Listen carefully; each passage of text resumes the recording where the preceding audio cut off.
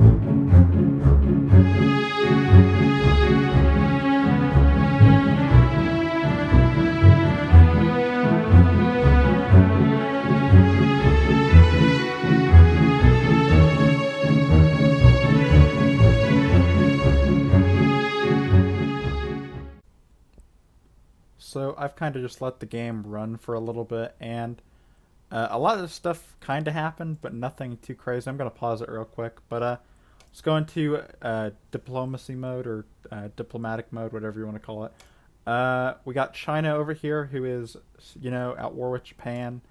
Japan did a little bit, but they didn't really do too much. We thought they were going to do a lot more, but I mean, Japan, I was really rooting for them. They looked like they came off to a really strong start, but then they kind of just faded away. Korea, same thing. They were off to a kind of strong start until Japan messed with them. China, I think China is just kind of, small. I don't think China is going to survive forever, but I think a real plot twist was India, but then again, India has a ton of production at the start anyway. They're not really that far off from China, surprisingly. Their economies aren't. But in terms of technology level, obviously a lot of people are, pretty far advanced. But I think I started them all off at 1. But the Huns, also another pretty big shocker country. I think the Huns and India are some of the strongest countries right now in the world. Russia also, I mean, they're not doing bad. I'm not gonna say they're doing bad because they do have, land in Turkey. They got the entire northern Arctic shelf type stuff, but I don't know. At the same time, they're really not that strong. And a couple big major wars against them, like somebody like the Huns invade them at the same time Poland does. I don't see Russia surviving. Maybe they do, but they don't seem to be that well stable of a country. Norway over here, they're looking really good also. I actually kind of like watching Norway progress because I was rooting for them also at the start, and they definitely pulled through. They did really good, and as I said, they united this region pretty good.